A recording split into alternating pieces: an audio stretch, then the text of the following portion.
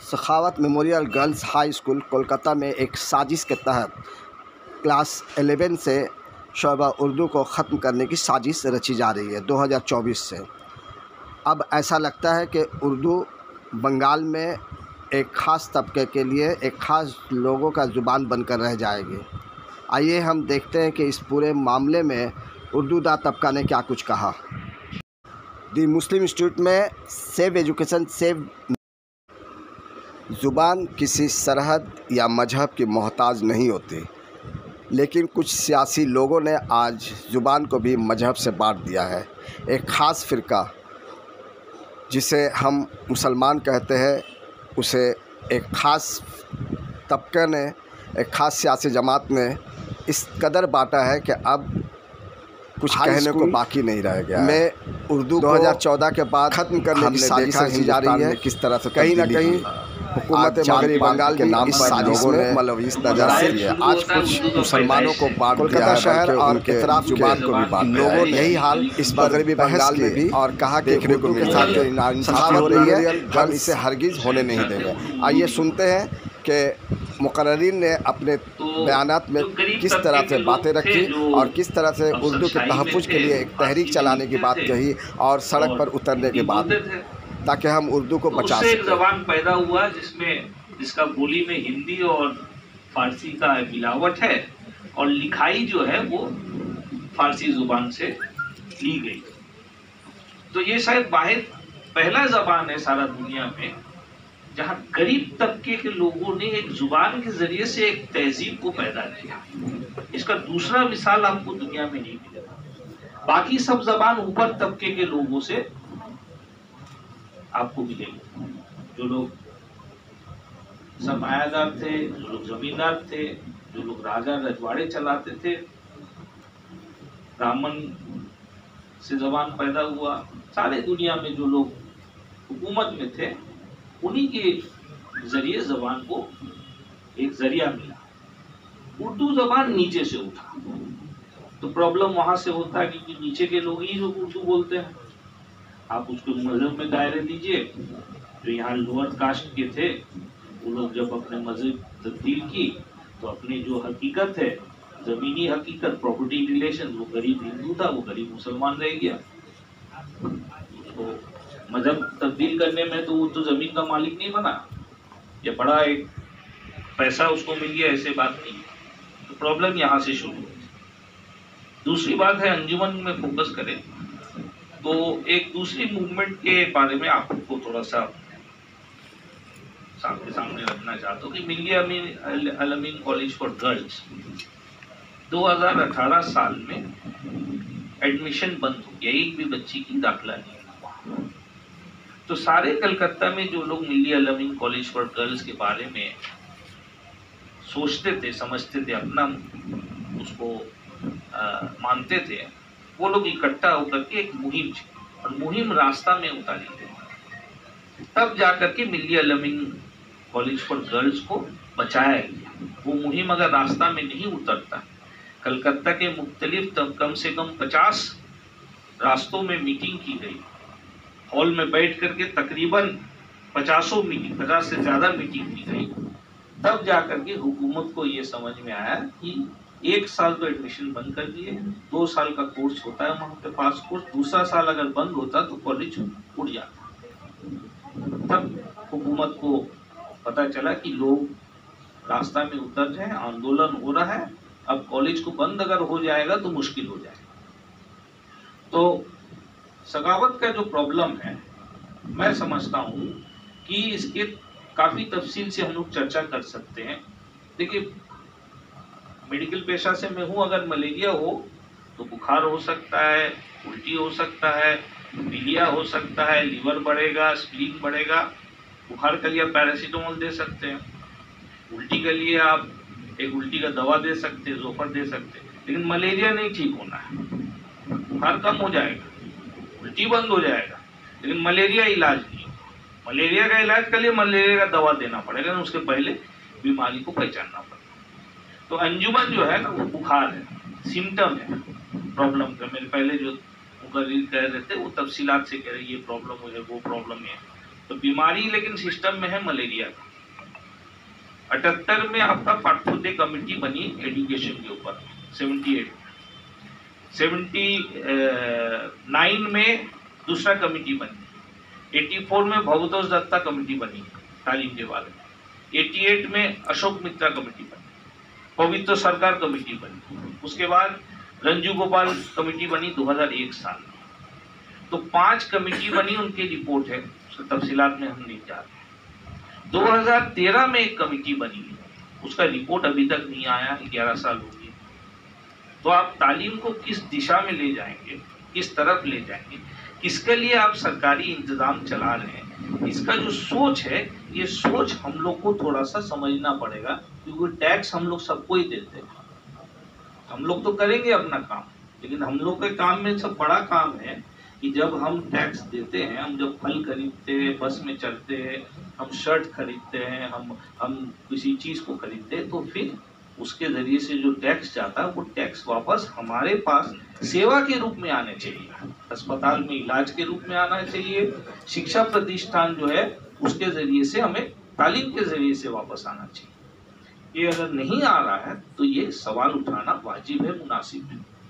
तो अंजुमन का जो प्रॉब्लम है, वहाँ एक टीचर पोस्टेड है, उनका रिटायरमेंट का वक्त आ गया है, उसका रिप्लेसमेंट सब रिटायर हो गई है, उनके जगह में एक टीचर आने की बात है, वो नहीं आना है। अब जो तालीम याफ्ता है वो लोग कहाँ जाएंगे, ये सवाल। तो सीधी बात मैं समझता हूँ, 5 बार चिट्ठी दे चुकी है ना उनके तरफ से कोई रिस्पॉन्स नहीं है। तो मेरा तजवीज़ है भाई, मिलिया अल-अमीन कॉलेज फॉर गर्ल्स का तरह जैसे पहले हम लोग बात किए थे, अभी हम लोग को रास्ता में उतर जाना चाहिए। रास्ता में नहीं उतरने से आप लेकिन अपना इदारा को नहीं बचा पाएंगे, ये मेरी तजवीज़ है। बहुत अपने मसाइल को हल करने के लिए मैं बिना किसी तमहीद के मैं ये कहना चाहता हूँ कि ये जो मसाइल हैं उर्दू स्कूलों में टीचर्स की कमी, ये सिर्फ उर्दू मीडियम का मामला नहीं है। बहरहाल हमें अपने मामले को देखना है। रिक्रूटमेंट, जैसा कि सभी लोगों ने कहा है, हम सभी लोग जानते हैं कि जो आखिरी एग्ज़ाम हुआ था 2016 में हुआ था और उसके बाद किसी तरह का कोई एग्ज़ाम नहीं हुआ। 2016 का जो एग्ज़ाम हुआ, उसके रिजल्ट्स, उसका रिक्रूटमेंट, इसका केस आज भी सुप्रीम कोर्ट में चल रहा है। इसकी लास्ट हियरिंग 10 सितंबर को होने वाली है।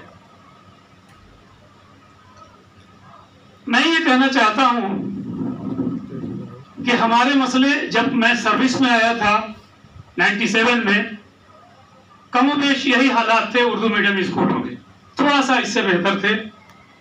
लेकिन जैसे जैसे वक्त गुजरता गया हालात ख़राब होते गए और आज हालात ये हैं कि हमारे यहाँ, जैसे अभी हमसे पहले एक साहब कह रहे थे कि 2-3 पीरियड के बाद कोई क्लासेस नहीं। हमें इसलिए इकट्ठा किया गया कि मैं हल बताऊं। मैं निशाद साहब हूं, मैं उनसे दरख्वास्त करता हूं, उर्दू अकादमी से जुड़े हुए हैं कि अब नहीं थे, माजरत चाहूँगा। लगते नहीं कि तो उर्दू अकादमी से एक पहला मेरी समझ में पहला मशवरा यह है कि उर्दू अकादमी से राब्ता कायम किया जाए कि आप जो इधर उधर कोचिंग करा रहे हैं 9-10 क्लास के बच्चों को, बेहतर यह है कि आप अपने तवज्जुह से आप वहाँ उर्दू मीडियम स्कूलों में जहाँ टीचर्स की कमी है वहाँ टीचर को दें या उनका रिम्यूनरेशन दें। दूसरी बात ये कि हम जिस मोहल्ले में रहते हैं, जिस इलाके से हमारा स्कूल वाबस्ता है, जहाँ पे हमारा पढ़ा लिखा तबका है, हम उन लोगों से राब्ता कायम करें और अपने स्कूल के हालात को बताएं। साथ ही साथ मैं एक बात कहना चाहूँगा, शायद हो सकता है लोग इससे मुत्तफिक नहीं हों, वो ये कि हमारे उर्दू मीडियम स्कूल्स में क्लास 5, क्लास 6 में जो बच्चे आ रहे हैं, मोर देन 90% बच्चे ऐसे हैं जिनको अपना नाम, अपने वालिद का नाम 1 से 100 तक गिनती पढ़ाना नहीं आता है और उस तरह के बच्चों को लेके हम जूझ रहे हैं। और इसके बाद मजीद हमारी हमाकत ये है कि हम कहते हैं कि उर्दू मीडियम स्कूलों का हाल ये है कि यहाँ से जो हमारा आउटपुट है, जो हमारा प्रोडक्ट है, वो बहुत कम से कम है। आपको पता होना चाहिए कि हमारे जो स्कूलों के जो हालात हैं या जो हमारा निज़ाम तालीम है वो यहाँ तक चला गया है कि क्लास 8 तक जाते जाते मोर देन 50% बच्चे ड्रॉप आउट हो जा रहे हैं। वजह क्या है? एक वही RT एक्ट के 1 to आप फ्रॉम क्लास 1 to 8 आप उसको नो डिटेंशन पॉलिसी के तहत पास करते जाइए। क्लास 9 में वो बच्चा आ रहा है, उसको कुछ नहीं आ रहा है, 9 में 1 साल 2 साल रुक रहा है और उसके बाद वो स्कूल से बाहर हो जा रहा है। हमारे यहाँ जो तालीम का हाल है वो ये है कि जो लड़कियां, हम लोग फख्र से कहते हैं कि हमारे यहाँ लड़कियों में रुझान आया है, लेकिन मैं आपको ये बता दूं कि मेरा जो अपना तजर्बा कह रहा है वो ये है कि हम लोगों को फ्री की आदत लग गई है। फ्री की आदत इन द सेंस जैसे एक कन्याश्री है। आपको हैरत होगी कि हमारे यहाँ हम देखते हैं हमारे यहाँ बच्चियां ऐसी हैं जो 18 साल का इंतजार कर रही हैं, 18 साल हो, 25,000 आए, हम स्कूल से जाएं। हमें अपने समाज के बच्चों के अंदर बेदारी पैदा करने की जरूरत है। हम इस स्टेज पे खड़े होते हैं, हम कहते हैं, जैसे एक साहब अभी कह रहे थे, उर्दू मीडियम के लोग उर्दू मीडियम स्कूलों में पढ़ाते नहीं हैं। आप ईमानदारी से बोलिए तो कि उर्दू मीडियम स्कूलों में कैसे क्लासेस चलते हैं? हमारा मैथ्स का टीचर कैसे पढ़ा रहा है, उर्दू का टीचर कैसे पढ़ा रहा है, इंग्लिश का टीचर कैसे पढ़ा रहा है? हमारी उर्दू खुद ठीक नहीं है। मैं उर्दू बोल नहीं पा रहा हूँ, मैं उर्दू बजाय क्लास ले रहा हूँ। आप तो सोचिए कि वो उन बच्चों का क्या होगा। हमारा तो छोड़ दीजिए, हमारे हाल पे छोड़ दीजिए, लेकिन मैं जिसको तालीम दे रहा हूँ उस बच्चे का क्या होगा? उसको, उसकी जिंदगी तो लंबी है, लंबी मसाफत तय करनी है। हमारा खुद ही बिगड़ा हुआ है, हम उसको क्या देंगे? जरूरत इस बात की है कि जो प्राइमरी स्कूल, प्राइमरी लेवल पे हम लोगों को मेहनत करने की जरूरत है। प्राइमरी स्कूल से ठीक किया जाए। प्राइमरी स्कूल में इतने सारे लोग इस महफिल में बैठे हुए हैं, मैं दावे के साथ कहता हूं कि जहां कहीं भी प्राइमरी स्कूल है आसपास में, आप वहां पे चले जाइए और प्राइमरी स्कूल का स्कूल चलने की हालत में नजारा देखिए। सारे टीचर एक जगह, सारे बच्चे एक जगह, आपस में मारपीट, न पढ़ने का माहौल है, न पढ़ाई का माहौल है, न डिसिप्लिन का माहौल है। और वही बच्चे फिर प्रमोट होके आ जा रहे हैं हाई स्कूल में, हायर सेकेंडरी स्कूल में। हायर सेकेंडरी स्कूल में जो तादाद है वो क्या है? अगर हम मुकाबला करना चाहते हैं तो हमको कहां से शुरू करना पड़ेगा? 0 से शुरू करना पड़ेगा। लेकिन हम तो 0 से लेकर 100 तक जा नहीं रहे हैं, हम तो डायरेक्ट उसमें कूद जा रहे हैं कि हम पहाड़ा पढ़ेंगे, हम पहाड़ा याद करेंगे।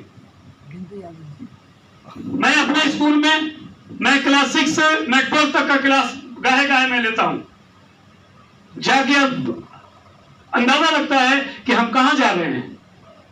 देखिए, ये तालीम या ये स्कूल को बचाना, जबान को बचाना, ये एक आदमी का काम नहीं है, एक आदमी की जिम्मेदारी नहीं है, सबको ज्वाइंटली काम कर। हम किसी स्कूल में टीचर नहीं हैं, लेकिन 34 साल से अपने इलाके के बच्चों को मुफ्त तालीम देते हैं।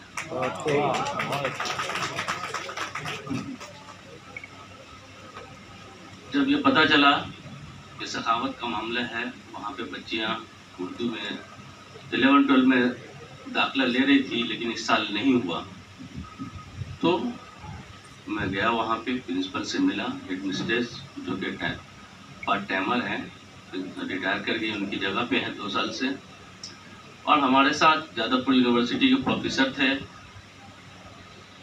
सेंट जेवियर्स कॉलेज के प्रोफेसर थे। हमने उनको बहुत कन्विंस करने की कोशिश की और यहाँ तक कहा कि मोहतरमा अजरा अनाज साहब जो यहाँ मौजूद हैं, हम लोग उनसे बात करके उनको कहेंगे कि आप कुछ वक्त और वहाँ पे सर्विस दें, लेकिन वो किसी तौर पे तैयार नहीं हुई और ये बात भी कह दी कि अजरा होले तो हमें करते पड़ो ना, पता नहीं उनसे उनका पर्सनली कुछ मामला है। तो ये सखावत का एक मामला है जिस स्कूल में हमारी बच्ची 1 से 10 तक पढ़ती हैं, लेकिन 11 में उनको अब उर्दू पढ़ने का मौका नहीं मिलेगा और उनको दूसरी जगह जाना है। पहले भी वहाँ पे सिर्फ उर्दू की 5 बच्ची ही एडमिशन होती थी और उनको दूसरी जगह जाना पड़ता था, अंजुमन में और दूसरी जगहों में। ये भी एक मसला था, लेकिन हम लोग जानते हुए भी अनजान रहे और उस तरफ अपनी आंखें बंद किए हुए रहे और हमारी बच्चियाँ दूसरी जगहों में जाती रही। 10 साल तक सखावत में पढ़ी, अब 11-12 के लिए दूसरी जगह जाना पड़ेगा। ये एक मामला था। बहरहाल आज जागे हैं तो हम लोग को ये कोशिश करना चाहिए कि जैसे वहाँ पे 1 से लेकर 10 तक जरिया तालीम उर्दू में है, एक सेक्शन 11-12 में भी हो। इसके लिए हम लोगों को अपनी मुसलसल कोशिश करनी है और इस सिलसिले में क्या करना है, हमारे तमाम मौजूद हजरात यहाँ पे मौजूद हैं। दूसरा एक मामला जो हम बताना चाह रहे हैं कि टीचर हमारे उर्दू मीडियम स्कूल में कम है और सवाना बाजी ने कहा कि तलबा तलवात की तादाद भी कम है। हमें इस पर भी सोचना चाहिए। हम बताया आपको कि 34 साल से हम तदरीसी काम से जुड़े हैं। हम आपको एक मिसाल देंगे। हमारे एक दोस्त खालिद हुसैन साहब जब मोनू मेमोरियल स्कूल में ज्वाइन हुए थे तो सिर्फ वहाँ पे 1000 बच्चा था और तब से जैसे घनी मुस्लिम आबादी में जहाँ कोई दूसरा उर्दू मीडियम स्कूल नहीं है, लेकिन वो मोहल्ले में गए और लोगों से बात किया, कहा आप सिर्फ 2 महीना अपने बच्चों को दीजिए और आप बैग लीजिए उनसे मेरा रिजल्ट कि हम पढ़ाते हैं कि नहीं। और उसके बाद उन्होंने आज वहाँ पे 2500 बच्चा है। 2022 में उस स्कूल में 2500 बच्चे की वजह कर उनके काबिशों को देखकर सरकार ने पहली दफा बगैर सियासी असर और रसूख के उनको शिक्षा रत्न का अवार्ड दिया। हम हमेशा से देखते हैं शिक्षा रत्न पॉलिटिकल ही होता है। तो बहरहाल ये बातें रही है। तो हम अपने यहाँ पे जो मौजूद उस्ताद हैं उनसे हम इस बात का दरख्वास्त करते हैं कि अपने स्कूल में पढ़ाई का निज़ाम भी बेहतर करें। 7-8 पीरियड में 2-3 पीरियड ही हो पाता है। हम अपना खुद बताएंगे कि हम अपने बच्चे को स्कूल से लड़ते लड़ते हम वहाँ से 8 क्लास में निकाल लिया। हमने अपने बच्चों को क्लास 8 में उर्दू मीडियम स्कूल से निकाल लिया कि वहाँ पे सिर्फ 2 पीरियड और 3 पीरियड की ही पढ़ाई होती है। तो ये मामला है। अब आप कहते हैं कि अपने बच्चों को क्यों नहीं उर्दू वाले डालें। जब पढ़ाई होगी तो खुद ब खुद जो है हम सेटिस्फाई होंगे और अपने बच्चों को वहाँ पे हम दाखिल करा पाएंगे। तो इतनी बहुत सारी बातें हैं और भी बहुत सारी बातें हमारे यहाँ पे बहुत जो लोग मौजूद हैं वो लोग रखेंगे। और मुख्तसर जो बात की जो नशिस्त है, ये बैठक है और टॉपिक है सखावत मेमोरियल या उस जैसे स्कूल हैं मुज़फ्फराबाद में और उर्दू मीडियम स्कूलों का हाल, और अगर यही रहा तो मुस्तकबिल क्या होगा। देखिए ये मसला अभी का नहीं है, ये मसला 1989 में जब मंडल कमीशन रिपोर्ट आई थी 27/3/1990 से उर्दू नहीं बल्कि तमाम स्कूलों में रोस्टर को सख्ती के साथ अमल करने पर जोर दिया गया। 27/3/90 के बाद हम लोगों ने ये महसूस किया कि अब हम लोगों को उर्दू मीडियम स्कूलों में टीचर मिलना मुश्किल हो जाएगा due to reservation policy of the government, not government of West Bengal, government of India. उस पर सख्ती हुई, इसमें कोई शक नहीं है, सख्ती हुई आहिस्ता आहिस्ता। दिक्कत यह है कि रोस्टर में जो 1 नंबर पोस्ट आपने कभी रखा था जनरल कैटेगरी से, जिसको भी रख लिया था, अब वो टीचर रिटायर होगा तो उसकी सजा अभी आपको मिलेगी जो इस साथ गवर्नमेंट बता रहे हैं। ये सही है, लेकिन साथ साथ ये भी सही है ऐसा नहीं है कि इसका हल नहीं है। आइन हम लोगों के लिए बनता है, हम लोग आइन के लिए नहीं बनते। Rule has been made for us, not we have been born for the rule. इंसानों के लिए कानून बनेगा, कानून के लिए इंसान नहीं है। तो ये रोस्टर की जो पॉलिसी है, आपको याद होगा शायद, हम डेट के साथ बता दे रहे हैं, मेमो नंबर के साथ बता रहे हैं। एक तस्करा आया था कि मदरसा एजुकेशन के जितने सारे स्कूल हैं उसमें से सिर्फ 16 ही उर्दू मीडियम के मदरसा थे। 3/10/2007 में मेमो नंबर 1465 के तहत उन तमाम मदरसों को माइनॉरिटी स्टेटस दे दिया गया। जैसे ही माइनॉरिटी स्टेटस दे दिया गया, no need to maintain the roster system of the government, either state or center। उसमें हम ही लोगों ने दिक्कत डाली, हम ही लोगों ने कुछ मदरसा पार्टिकुलरली मालदा के उन लोगों ने हाई कोर्ट में जाकर कर केस किया। और उस मेमो में आप देखिएगा, कोई वो थे पता नहीं क्या अग्रवाल समथिंग भूल रहे हैं हम नाम, उसमें ये लिखा था उस जियो में या उस गवर्नमेंट के ऑर्डर में कि रोस्टर सिस्टम तो नहीं रहे, माइनॉरिटी सिस्टम दे दिया गया, लेकिन अपॉइंटिंग अथॉरिटी या रिकमेंडिंग अथॉरिटी मदरसा बोर्ड ही होगा। याद कीजिए, रिकमेंडिंग बॉडी मदरसा ही होगा, मदरसा बोर्ड होगा गोया के। उसके बाद हम ही लोगों की नाअहली, हम ही लोगों की नासमझी की बुनियाद पर मामला हाई कोर्ट पे पहुंचा। Just division bench justice Samaddar ने ये कहा मदरसा बोर्ड ही गलत है। This was the verdict of Calcutta high court. मदरसा बोर्ड ही को उसने गलत करार दे दिया, मदरसा बोर्ड ही गलत है। उसके बाद मामला पहुंचा सुप्रीम कोर्ट तक। इसको बिगाड़ने वाले हम ही हैं। आज हम लोग जो यहाँ बैठ रहे हैं, हमारे भाई फजल रहमान भाई ने कहा कि लड़के जब आते हैं अपना वो उर्दू में अपना नाम, अपने वालिद का नाम लिखना नहीं जानते। प्राइमरी वाले ठीक ढंग से उन्हें पढ़ा नहीं पाते हैं। जब कॉलेज की यहाँ कोई मीटिंग होती है वो कहते हैं कि स्कूल व हाई स्कूल वाले पढ़ाने नहीं पाते हैं। तो हम लोग अल्लाह के मैंने माफी चाहते हुए आप इस पर न जाए कौन पढ़ा रहा है कौन नहीं पढ़ा रहा है। सिर्फ आप ये देखें कि हमारा लड़का कैसे पढ़ेगा। A+B whole square is equal to A का plus 2B plus B square अगर गलत है माना, चाहे प्रिंटिंग मिस्टेक हो या हमारी जानकारी में नहीं हो, अभी है कौन जो वो देखेगा। आप तो माशाल्लाह थे, आपने देख लिया। जब टीचर ही नहीं हो तो देखेगा कौन गलत है या सही है। अपने स्कूल के लिए हम जब एजुकेशन मिनिस्टर से मिले थे, मेरा स्कूल सलीमिया हाई स्कूल, उस वक्त नॉर्थ त्रिपुरा डिस्ट्रिक्ट में कोई भी Urdu medium school science stream नहीं था। देन एजुकेशन मिनिस्टर कांति विश्वास ने कहा टीचर कोताथी के पावे, जो शाद भाई ने कहा था कोताथी के टीचर पावे। हम लोग की भी गलतियां हैं। हम लोग जब वो स्टाफ पैटर्न था, हम लोगों ने पासपोर्ट को भर दिया, तो कहां से मिलेगा आपको एचएस में? उसका भी एक रूल है 652 के तहत आपको जो है वो 50% ऑनर्स और पीजी मिलेगा। हम लोग देखिए सब लोग उर्दू में एमए और पीएचडी है, इंग्लिश में नहीं है, फिजिक्स में नहीं है, पॉल साइंस में नहीं है, तो गलती तो हमारी है। और अभी हम लोग लो रहे हैं, क्या होगा मसला? अच्छा अभी देखिए रोस्टर की बात हो रही है। ये कमीनों को पता होगा 8 मार्च 2018 से इंडिविजुअली तौर पर स्कूलों में रोस्टर नहीं होगा। Can you believe this? This is the fact. अभी आपका अपॉइंटिंग अथॉरिटी कौन है?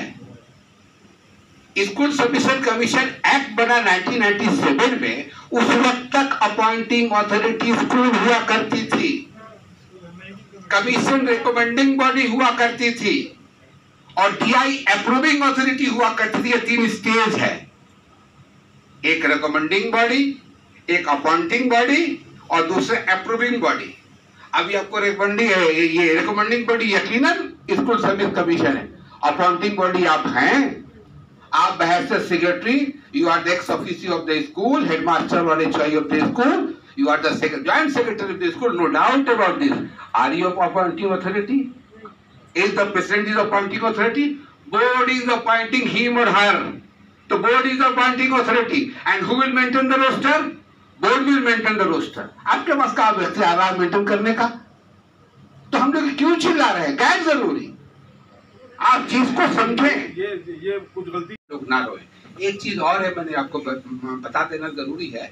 तो हमारे यहाँ जो रोल स्ट्रेंथ है, असल में उसके मुताबिक सैंक्शन पोस्ट ही नहीं है। चलिए अगर नहीं है, जितना सैंक्शन पोस्ट है, जैसे हाजी कदम रसूल 4070 बच्चे बच्चियां हैं आसनसोल, सैंक्शन पोस्ट है 65, काम कर रहे हैं 22, बाकी खाली कितना है देख लीजिए। तो एक तो उसके मुताबिक है ही नहीं। और होगा दो मसलों को बताया गया यहाँ पर कि एक तो सखावत मेमोरियल में उर्दू बच्चियों का एडमिशन नहीं हो रहा है, और दूसरा ये है कि उर्दू स्कूलों में टीचर्स उर्दू नहीं आ रहे हैं। देखिए, सखावत मेमोरियल गर्ल्स स्कूल कलकत्ता में है और सेंट्रल पोजीशन में है, तो लोग जानते हैं। मैं मज़ाफ़ात से आया हूँ, एक्चुअल पढ़ाता हूँ खरदा में, लेकिन मेरा घर जगदल में है। वहाँ एक स्कूल है जगदल चश्मे रहमत हाई स्कूल, वहाँ से मैंने तालीम हासिल की हायर सेकेंडरी। उस स्कूल की बुनियाद अंजुमन फलाहुल मुस्लिमीन ने डाली थी। हमारे इलाके की तंजीम थी, बहुत पुरानी तंजीम। वो मुस्लिम तंजीम ने बुनियाद डाली, लेकिन आज उस स्कूल की हालत ये है कि वहाँ पर स्कूल में बच्चों का एडमिशन नहीं हो रहा है। नेक्स्ट, हाजीनगर मारवाड़ी कल में एक स्कूल है, आदर्श विद्यालय है। वहाँ भी हमारा एक दोस्त है लुकमान, वो प्राइमरी स्कूल में पढ़ाता है। उसने कहा कि वहाँ उर्दू बच्चों का एडमिशन नहीं हो रहा है। तो ये मसला सिर्फ not only this is the matter of Calcutta, but I think that this is the matter of out of Calcutta. We should make a survey first of all. हमें एक सर्वे करना चाहिए कि इन किन स्कूलों में इस तरह के मामलात हैं। उसको एक सर्वे करने के बाद तब जा करके एक कमेटी फॉर्म किया जाए। कमेटी फॉर्म करने के बाद जो सिस्टम बताया गया है कि पहले लेटर दिया जाए, जो DI ऑफिस है, DSC है, स्कूल एजुकेशन डिपार्टमेंट है, हायर एजुकेशन डिपार्टमेंट है, ये जो सिस्टम है सिस्टमेटिक वे में जाने के बाद, चूंकि जब हम तहरीक के लिए उतरेंगे तो हम अपने आप को फ्रॉम ऑल साइड्स जब तक हम स्ट्रॉन्ग नहीं करेंगे तो तहरीक अचानक शुरू कर देना ये मेरी समझ से मुनासिब नहीं लग रहा है। अगर इस तरह के मामला हो चुके हैं कि लेटर दिया जा चुका है, DI को दिया जा चुका है, DSC को दिया जा चुका है, हायर एजुकेशन को दिया जा चुका है, मिनिस्टर को दिया जा चुका है, तो इस तरह के अगर मामला हो चुके हैं फिर भी कोई रिस्पांस नहीं आ रहा है कि उर्दू स्कूलों में या सखावत मेमोरियल में क्यों नहीं एडमिशन हो रहा है, या उर्दू स्कूलों में जो टीचर्स को भेजना चाहिए क्यों नहीं रिक्रूट किया जा रहा है, तब जा करके रास्ते पर उतरना पड़ता है। ये तो आखिरी हथियार है ना।